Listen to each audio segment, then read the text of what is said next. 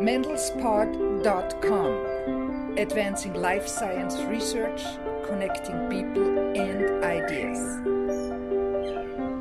Today we're at the offices of Burrill and Company talking to CEO Steve Burrill. Each year Burrill and Company publishes a book on the state of the industry.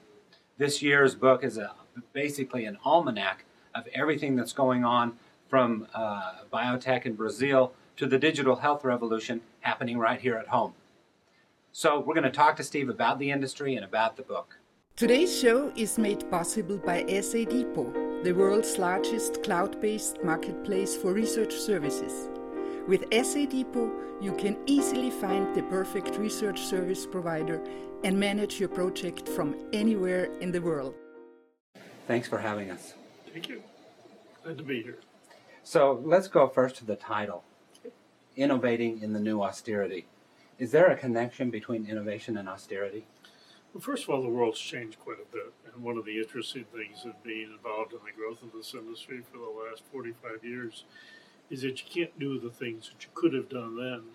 Everybody says, well, tell me how they did it. Tell me how Citations did it. Tell me how Amgen did it. Tell me how Genentech did it. Tell me how Genzyme did it. I just want to do it the way they did it. You can't do that today. And so we live in a world of much more austere times. You can read about it every day in the paper, the fragility of the world economy, the setback that we had a number of years ago with a global crisis. So the question is, can we still have really a powerful innovation-driven economy? The biotech industry has always been innovation-driven in a world where we're really in a pretty austere economy. And so the title was chosen to link both kind of today's economic environment of austerity against a world that we know and love, an innovative world. And the answer is yes, we can still be very innovative in a world of complete austerity. We will do it differently, we can talk about that. But the answer is yes, we can still be innovative. Okay, so let's talk about that. I mean, innovation takes funding, right? In the book, you quote Sanofi's president, Chris Webacher, saying that his goal is to never inaugurate a new research and development facility. It's a great quote. Yeah, so Chris is an interesting guy, but let's start at the top for a minute. So, first of all, if you look at Big Pharma for a minute, Big Pharma is based on two or three principles. One was that they were going to spend a lot of money on innovation. A large piece of that was a large, heavy-duty clinical trial cost. And to some extent, the more the clinical trial cost, the more the barrier to entry that's set for everybody else, because the higher the cost, you need to be a big player to do that. So big, complex, long-term clinical trials, lots of research, and then massive marketing and sales to create blockbuster drugs was by and large the pharma model. Been that way from by and large the beginning. So what's happened? First of all, most of the revenue of Big Pharma is coming off patent, so they've got a problem with trying to replace their pipeline because their pipeline is aging. And the generic market, which takes away their profitability, is killing them. So the question then is, how do you get innovation? How do you augment the innovation side? And the fact is that innovation is really ubiquitous today. Innovation is largely in the hands of small companies, not really largely in the hands of big companies. And if you go back to our big company model, and I'll come back to the innovation side, and you look at Big Pharma and you say, what does Big Pharma do better than anybody else? It isn't innovation. You can get that from academia and get that from small companies. So you say, is it development? Do they really do development better than anybody else? Well, in fact, if you look at the development world, the CROs and people like Quintiles and PPD and others are the big players in the innovation industry, outsources development to those kind of players. Next up might be manufacturing. You say, does Big Pharma do manufacturing better than anybody else? The answer is no, they really don't. The Chinese and the Indians and the Eastern Europeans and others, you can find manufacturing resources to get to scale all over the world. So as you make your way up the development side from early stage research through development and manufacturing and into marketing and sales, you get to marketing and sales, and you say, do Big Pharma do that better than anybody else in the world? The answer is probably yes, they do. That is really their forte. So Big Pharma is moving them from this vertical orientation of kind of early stage discovery with all the costs and all the risks of development into essentially a horizontally oriented business where they're doing marketing, sales, and distribution, outsourcing innovation, picking up innovation from academia at one level, picking up innovation from small companies. Now that's good for us in the biotech world. They need us more desperately than ever before. Fortunately for the world, for the last 30 or 40 years, the venture capital industry, the private equity industry, has been pouring about 40 to 50 billion dollars a year into biotech companies. So if you look at the funds raised by biotech companies, we're talking about 40 or 50 billion dollars a year in new money coming in, augmenting all this innovation that was largely started at the academic worlds, and then being available, if you will, for the big pharma companies who could then license it later and take it in the last stages of development or take it to the marketplace. So what Chris Viehbacher is saying is, I, big pharma, am going to be focused up here. I'm really going to be marketing and selling like mad, and I'm going to augment my innovation by buying it or acquiring it from pharma, from the biotech company. So they did that with Genzyme. They spent $20 billion and bought Genzyme as a model. And the trend is sharply up for M&A. I mean, the Wall Street Journal had a piece yesterday on increased M&A activity. What are the positives and negatives of that trend? So can I just go back for a minute to the innovation question? So the NIH spends about $30 to $40 billion a year in development, in R&D, mostly through grants. The biotech industry spends about $30 or $40 billion a year in development. And the pharmaceutical industry spends about $50 billion a year. Now, some of that is through the biotech, so there's a little bit of double counting. But 30 and 40 and 50 adds up to $120 billion. That's a lot of money spent on innovation by and large. And yet, if you look at the number of new drugs approved every year, we're running about 20 or 25 new products approved every year. So it's almost level, notwithstanding this massive increase in spend. And so increasingly, capital is available. It's more expensive than it's ever been for young companies. But the big pharma guys at the back end are requiring it because they're not doing it inside, and that's good. And so the M&A, as you just mentioned, has gone up because they'd rather buy than build. They'd rather kind of rent technology rather than own it, and so they'll let others take the risk of development and pay more later, so they'll come in late. So that's increased the amount of partnerships and increased the amount of M&A very, very substantially. And so that's to manage the risk on their part. And to put their resources into what they are skilled at, which is presumably distribution, sales, marketing, and distribution, and not at the things that, by and large, small companies, academic, and others can do. Now, the other kind of strange phenomenon in all of this is if you look at the number of big pharma deals with academic institutions, it's bigger than it's ever been. Mm-hmm. And so now they're going back, reaching over kind of the biotech industry, trying to go all the way back to academia to get access to early stage discovery.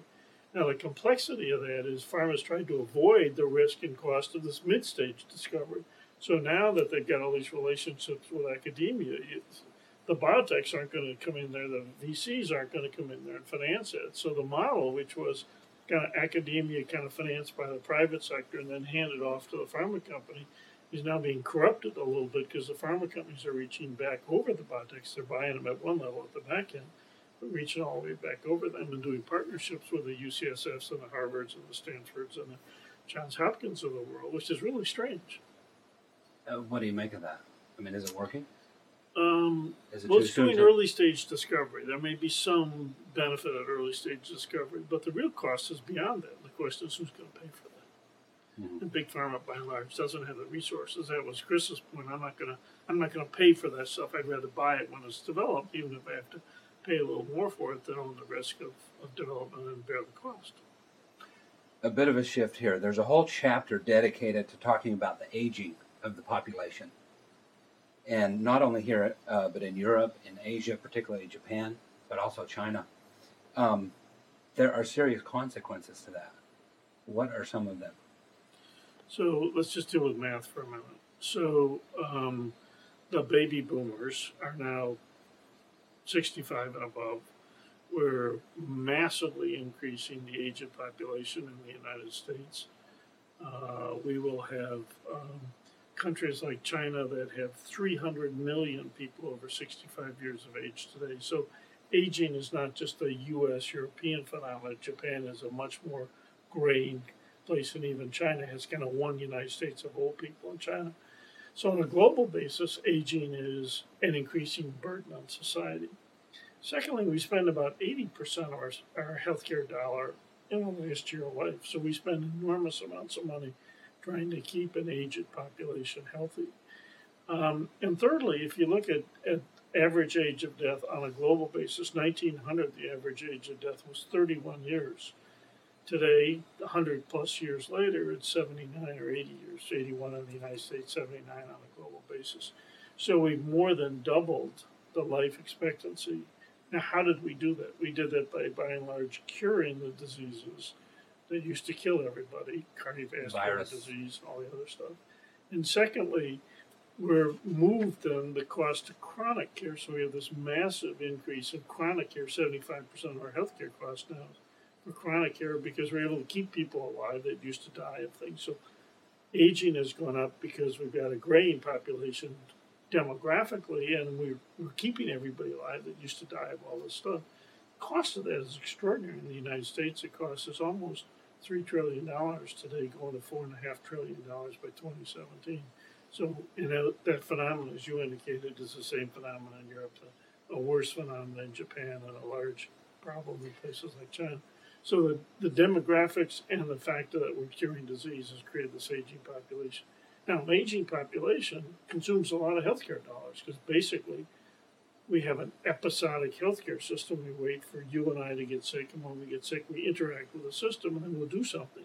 And so it's expensive to do something when these episodes happen. It's a whole lot easier to be preemptive than it is to treat a sick patient. But by and large, we get it late when reversibility is relatively low, and then we throw the kitchen sink at it, and most things don't work. 75% of the stuff we do in cancer care doesn't work.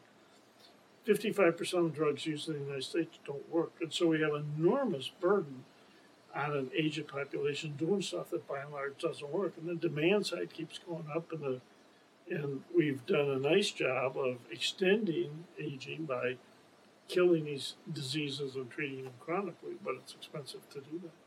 So where can the life sciences help out there?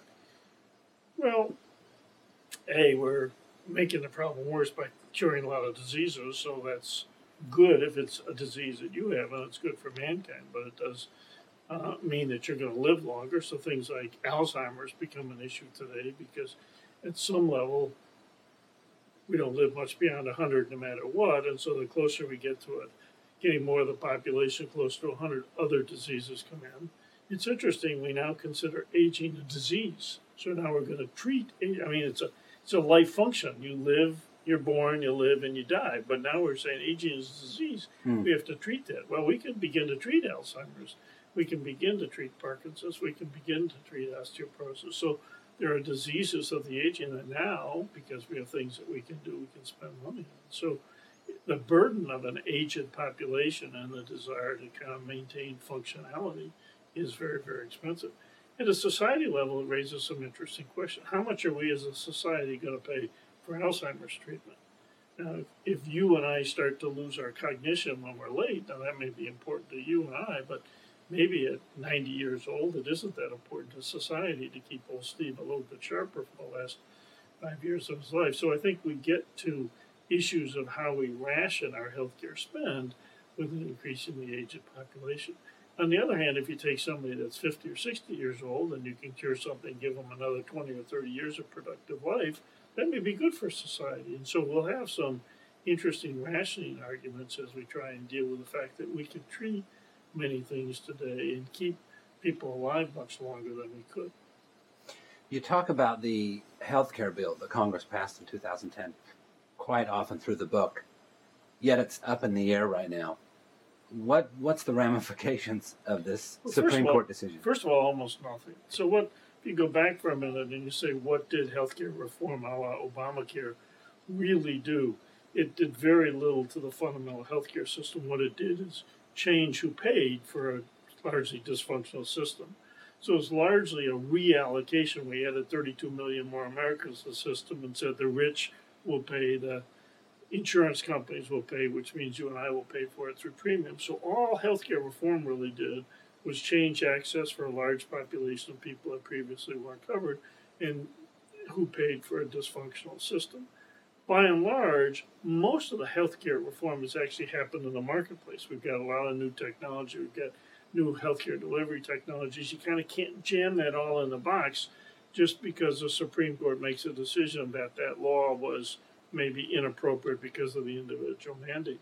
So if they unwind it, you can't jam all the healthcare system back into the way it is. We've moved well beyond that. There's reforms that are going on. And so the system has reformed itself.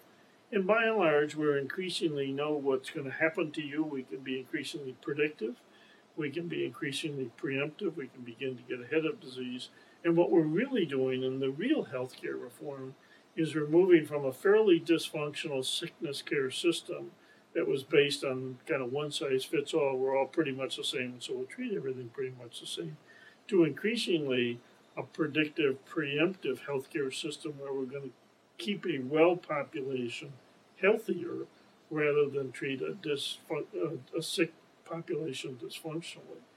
And so healthcare reform at some level, at least as referred to at the Supreme Court level, may not have a lot to do with the underlying changes. We have technology that can do a much better job of treating you, identifying what's wrong, and treating you. We're not going to change most of that. So the results of market changes and the healthcare industry changing on its own is going to be more efficacious, really, than the bill. And part of the dialogue in the book was around a confluence of technology. So we talked a lot about how this kind of massive information society that we have, so we, as a result of sequencing the genome, we now have a fair amount of information. We know a lot of information about all the omics of the world, proteomics and metabolomics and the connectome and all the other things that make us work and that make you and me somewhat different. We're mostly the same, but it's the little differences among us that are important. So we now have the world of kind of big data where we have enormous amounts of data. And from that data, we can begin to extract what's going to happen to you and what's going to happen to me, what drugs are going to work for you, and what actually is a disease you have. So it's not like you have leukemia or lymphoma today that's 91 different diseases, whereas 50 years ago it was 2 different diseases, 100 years ago it was one disease like blood cell disease. So we've redefined disease, we've redefined kind of which one you have, and we've redefined the things that are actually going to work for you. So we've moved from kind of this largely one-size-fits-all world into a world that's increasingly personalized, a world that's increasingly predictive. And so we're using technology today, this confluence of technology, changing the nature of how healthcare identifies what's wrong, treats you, and moves to a much more kind of preemptive system. Let's go international. So you run VC funds around the world. You hold conferences in South America, Europe, and Asia, right? Right. Please give us a couple telling stories from what you've seen this past year and that you talk about in the book. So first of all, healthcare systems around the world are reforming as well. So China has to reform the healthcare system because the first thing that happens is societies begin to improve and they increase their middle class as they want healthcare. And people in countries all over the world believe that healthcare is a right, not a privilege. That is to say, they should get it, the government or somebody else should pay for it. So the demand around the world is going up very dramatically. By and large, most of the innovation has historically been in the U.S. and Europe, and so we are an innovation-rich. And so we've been, if you will, the exporter of that innovation to the rest of the world. One of the big changes today around the world is innovation is no longer just in the hands of us in the United States or just in the hands of Europe.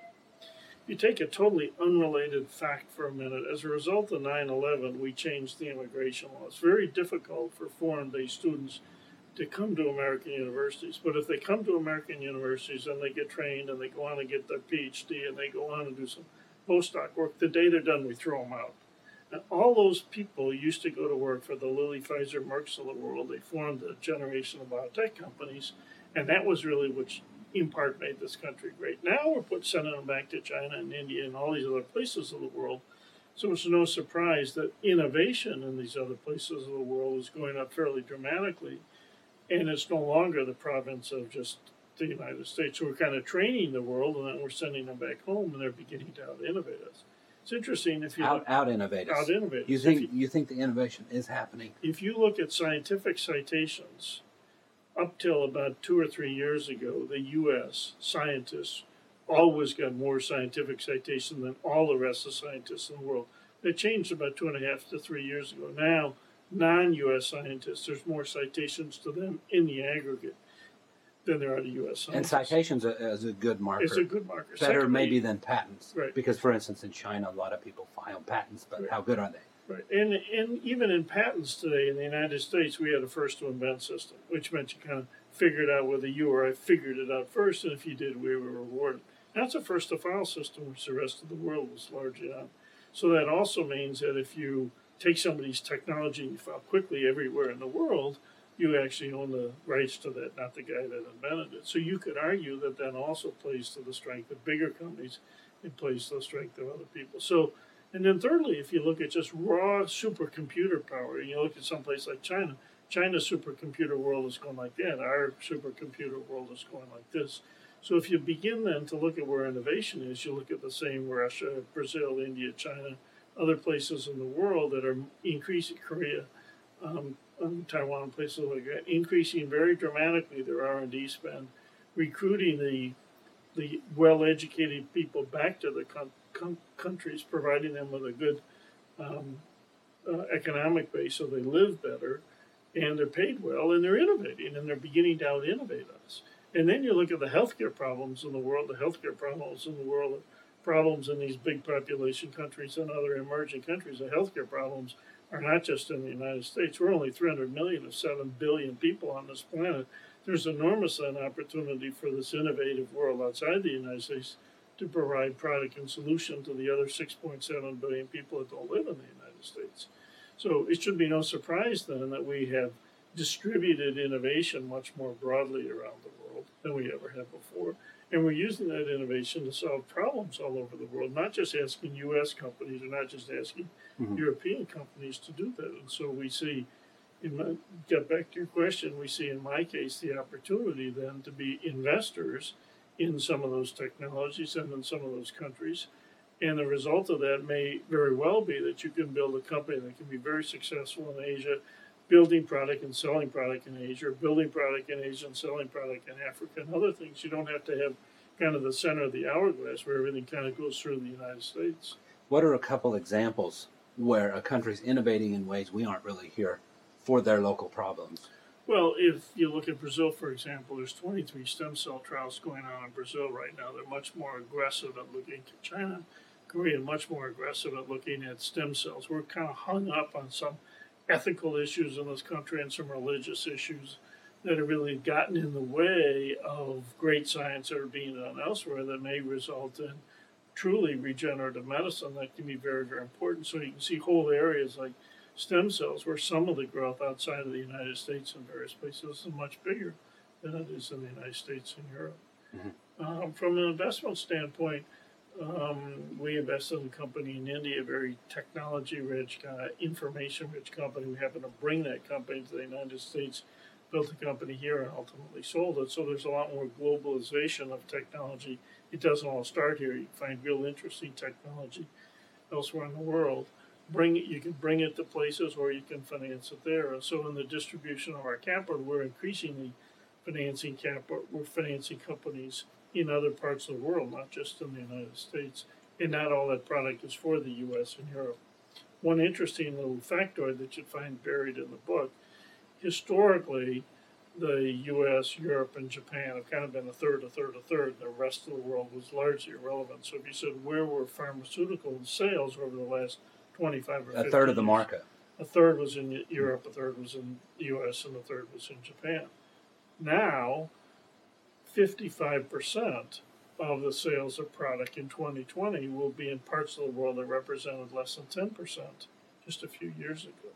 So now the big opportunities in the world aren't a third, the U.S., Japan, and Europe. They're the small part of the world. Less than 50% of the sales are going to be in those three countries. In the aggregate, 55% of the sales are going to be in these other countries.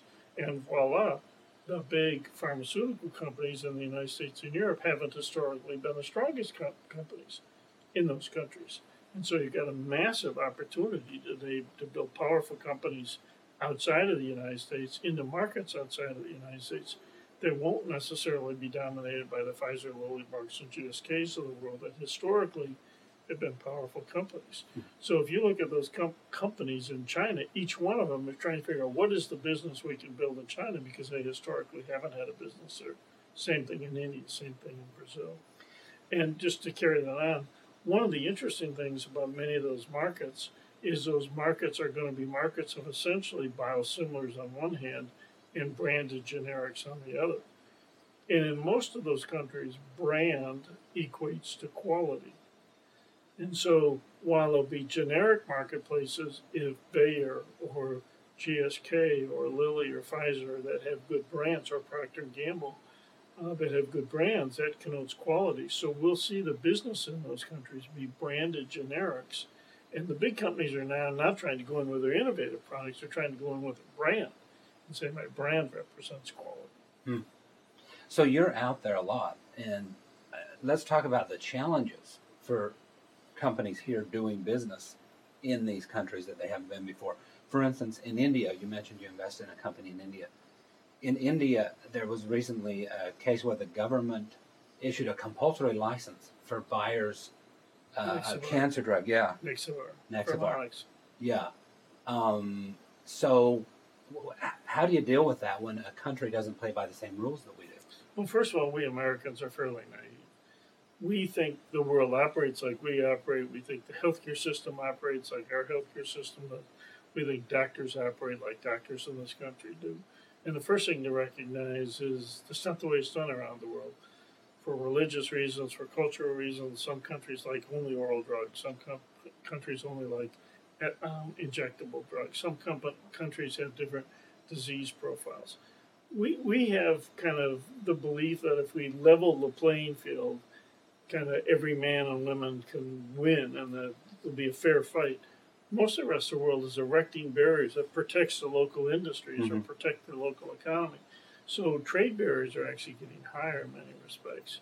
And so we Americans have this view that because there's 1.2 billion people in China and another 1.2 billion in India, that they're going to buy product the same way we are. It has nothing to do with it. They have different profiles, different disease profiles, different doctor systems. If you look at Japan, for example, they have 10 times the rate of prescription that other countries in the world do. So you say, well, why is that on a per capita basis? It's because the doctors essentially capture the pharmacy profit.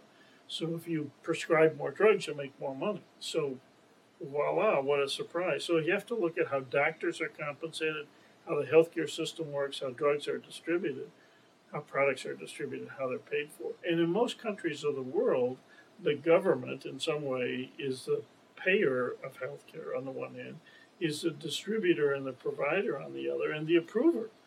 And so we have a system here where we get the FDA on the one hand, you've got distribution company, you got patients, you got everything that's somewhat in a different situation, whereas in most countries you've got a government-run healthcare system where the government's going to decide what they pay for, how they pay for it, how they distribute it.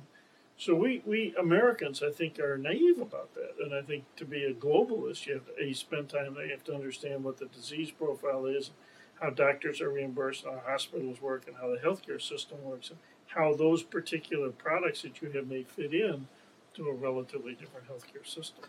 You've got a government-run healthcare system in most countries that pay for just about everything. And then there may be a private healthcare system above that where you can buy insurance and kind of live in a private system above that. And then there's kind of a concierge system above that where the rich can do anything. Medical tourism can go all over the world. But by and large, most government healthcare systems are you're trying to pay as little as you can and get as much benefit as you can for as broad a population as you can. And so they aren't healthcare systems that are really trying to pay the most that they can for the few people who really need it. They're trying to figure out how they distribute 5 or 6% of their GDP across healthcare in a way that distributes as much healthcare as they can to as many people as they can at the lowest possible price. Even the United States is that way, and people forget that 76% of the drugs prescriptions written in the United States are for generic drugs. So even the United States, now with Medicare being the big buyer of drugs in the United States, is going to pay the lowest price possible for the generic drug as opposed to the highest price possible for an innovative on-patent drug. And so we have tremendous pressures around the world to build product kind of cheaply and efficiently that can be distributed across large populations of people, as opposed to a product that really meets a very unique need for a very specialized patient who has a kind of unlimited resources to pay for that. Mm-hmm. There was a story in the book about Brazil and blood banks. So a lot of the blood there is contaminated with hepatitis C, HIV, and in the past they've used an antigen detection screening system, but now Novartis has this new one that's based on DNA, right? So you can, because the antigens don't appear for a while, and but the government is not paying for that, so Novartis can sell to the private system. So how do companies, Well, that's a good example of how you really have to understand both what the government's willing to pay for, how the private system works. Hospitals are a big business, a private business in lots of places. In India, most of the people pay for their own health care. Mm-hmm. So you pay for the doctor and you pay for the hospital, and so you as a consumer negotiate. So what I pay for my health care with you, Mr. Doctor, and what the next guy pays for the same health care is kind of a negotiated event, which you can charge me a high price, charge him a low price, or conversely. And so it's critical in trying to figure out how you build product, to understand how those systems works, what the burden of disease is, who pays for what in order to build product in it. And we Americans don't think that way. We just think that we'll make a product and we'll get it approved by the regulators and we'll throw it over the wall and the system will buy it. That's no longer valid, I don't think. There was a chapter about digital health. I don't know if that's the first time you've done that, but there's a chapter in the book, and you've invested in one of the companies that are leading in this space, AliveCore. Can you tell us about that? Yeah, first let me just show you AliveCore. So this is my iPhone, and so if I just put my iPhone on my chest and hold it like this, you can see my You're still alive. my electrocardiogram live right through my shirt. And so if you think about cell phones for a minute, there's 7 billion people in the world today. About 6 billion of them have cell phones. And because of that, we're able to literally use the cell phone as a communication device for healthcare, not just to talk to people and to pull up your favorite website. So we're going to live in a world where you can put up a spot of blood or urine or saliva, a biological sample on a microfluidic chip that you can either plug into your cell phone or literally spit on it. And that data and that microfluidics chip can do the same thing that you can do at a sophisticated lab someplace today. When you think about the healthcare system today for a minute, what happens? We wait for disease to occur. You go to the doctor. He says, Steve, I'm not really sure what's wrong with you, so we'll take some blood or we'll take some urine, pee in a bottle, and they send it off to a lab, and 3 days later the lab results come back and the doctor calls you up and says, Steve, here's what's wrong with you, and here's something that we think you can take. And we can all do that electronically today on a real-time basis. So you go to the 6 billion people of the world that have cell phones, and if you could literally have them spit on a chip, and kind of that analysis happens and it kind of goes up to the cloud and some doctor in India or someplace in the world reads it and it comes back down, you could on a real-time basis diagnose disease and actually say these are the things that are going to happen to you and this is what we can do in a little FedEx truck or whatever will be driving out there bringing in your drugs. So we're in this massive transformation around healthcare today where other technologies, telecommunications technology, imaging technology, microfluidics technology, all of these technologies can be applied to kind of improve your access to the system, the knowledge that you have. You think about doctors for a minute. Doctors have historically been trained with all of this knowledge, and you go in and they get the data and they kind of crunch the data in their head and they say, this is what's wrong with you, this is what we need to do. Technology will trump that today. We have tremendous kind of information that's going to be in the cloud, better information than any individual doctor has. We have massive amounts of data that we can begin to compare and contrast and understand. And once we have a biological sample or something, we can do the same thing these sophisticated labs can do. You can do it on a real-time basis using different kinds of technologies. So one of the things that's really important for everybody in the biotech and the pharmaceutical and other world to remember is that we're in the healthcare business. And if you say, what is that healthcare business going to look like in 2020? The healthcare business is going to be very, very different. The Walgreens of the world see themselves as tremendous providers to kind of the 30% of the things that people go to the GP for. So they got a cold, they got a sore throat, they got a broken arm, they got whatever. You can literally put a nurse practitioner equipped with some technology in your local 7-Eleven store, your local Walmart or Walgreens, and provide healthcare at a very different level. So hospitals today are looking at the kind of malls of America. How do we put the doc in the box back there? There's a lot of opportunity in the delivery Right. of the healthcare. And technology is saying, how can we change the tools that can be used to do that? We have enormous amounts of data today that we never have had before. And so we've got to, in the biotech and pharmaceutical world, we've got to begin to think about the fact that we've got treatments that are going to be, to some degree, patient-specific and disease-specific. How do we connect with those patients? How do we identify those patients? And how do we use it? And technology will be our friend. So let's go specifically to AliveCor. You mentioned that you're on the board, or you're the chairman, and you had to decide whether this was a toy or whether this is a real medical device. And you have to figure out a business model there. And so where are you going with it? So it's a good question. So first of all, we're going to become a professional part of the healthcare system. That is to say, FDA approval, EMEA approval in various countries of the world, CE mark and others. So this is going to be a truly approved medical device. Mm-hmm. So you're getting approval from FDA. So and it's important both for credibility with a payer community, but also credibility with a medical community. And so we have figured out a way to make this a major part of the healthcare system. Now, whether you charge on a per subscription basis, on a per click basis, or you charge on a unit basis or whatever, there's still some interesting models, maybe different in different countries. But you're going to have tools and technology today that are going to transform the importance of place. If you take place out and put the word hospital in, if you take place out and put the word doctor's office in, you're going to have patients able to do things that they could literally never do before, wherever they are.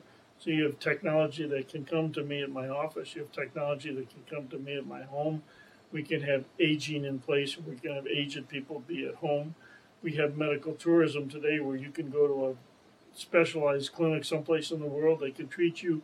You can go home. You can be wired within the body and on the body sensors and do many of the same things that you used to be able to do in an ICU. And so the power of place disappears as the power of technology is dramatically increased. And so then the challenge to the AliveCor of the world is where in that system do you want to fit? How do you accrue revenue? Is it a subscription model where you're basically getting paid somewhat what the doctors or other people might be? Is it a lab model where you get paid on a per test basis? Is it an information model where you charge some other way? So they're very interesting opportunities when you try and figure out how you take new technology and how you capture revenue. If you, for example, look at the gaming industry, and you think about all the gaming companies today, you can go on the internet, you can play games all day long and they're free. What's the revenue model? So the revenue model is disconnected from the product model. The revenue model is some advertising or some promotion, or maybe even some data analytics that come out of it. Or it's a premium, that they call a freemium model. You give away it free and then you charge for a premium because you want more capacity or more characters. And so we're beginning to think about healthcare the same way, where technology you may want to literally give it away because you're able to capture value outside of the product. So if you look at Google and Twitter and people like that, the product is free. You can tweet all day long, you don't pay for it. You can do searches all day long, you don't pay for it. They accrue revenue outside of the product doing other things. Healthcare may go the same way, where we think we're going to capture product in the pill. We think we're going to capture product in the technology. We may actually capture value outside of the product with data analytics and other things the same way we've learned in the gaming industry. So not only do we have technology that's changing the nature of place, but you may have technology that's changing the nature of value capture. So this year, Abbott's Humira, it's a biotech drug, is on track to being the world's top seller, bypassing Pfizer's Lipitor. And you were involved in the early days of biotech and biologics. How does that make you feel? Well, first of all 10 or 15 of the top-selling drugs in the world in 2020 will be biologics. So we are moving very rapidly where all of the major products are biologics, not small molecules. They work better. They're more efficient. They are more personalized. Um, and so I think that makes us feel great. I think the challenge is, if I go back to being an old guy for a minute, I think the science has probably moved faster than we ever thought it would have. We thought we never would have thought that we would have sequenced the genome, and then saw the cost of sequencing at an individual level coming out of $1,000, and now on its way to $100. Science has moved much faster than we ever thought. Business has actually moved much slower. I think it was tougher to get product approved to the market.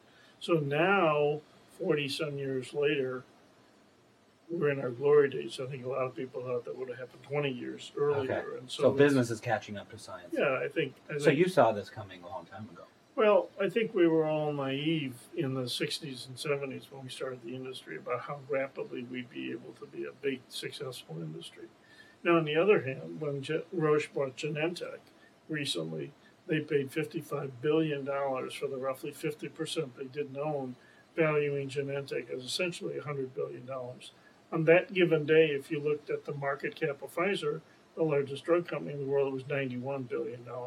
So we built more value in Genentech in roughly 25 years than Pfizer built in the whole history of Pfizer and the whole history of the pharmaceutical company. So the value built in our business has been extraordinary, far beyond any of the value we ever thought that we could build in building this industry. The time to develop that has taken a little bit longer, although it's shortening today. I was chairman of Pharmaset. We built Pharmaset in less than a decade. We sold that company for $11.5 billion. We failed on some things before we got into hepatitis C. It became a big success. It's the single largest payment by anybody for a product before it's into the marketplace in biotech. It's a giant win for the story. They sold to Gilead. But the interesting part of that is Pharmaset is still several years from having product in the market. So value is not a derivative of sales and EBITDA. Value is a derivative of the opportunities that this technology has created. So we've seen extraordinary value build in individual companies. We've seen extraordinary value build in the industry, far greater than we ever anticipated, against a world that's taken a longer time to get there. So it's nice to see the big biotech products becoming the biggest selling products in the world today.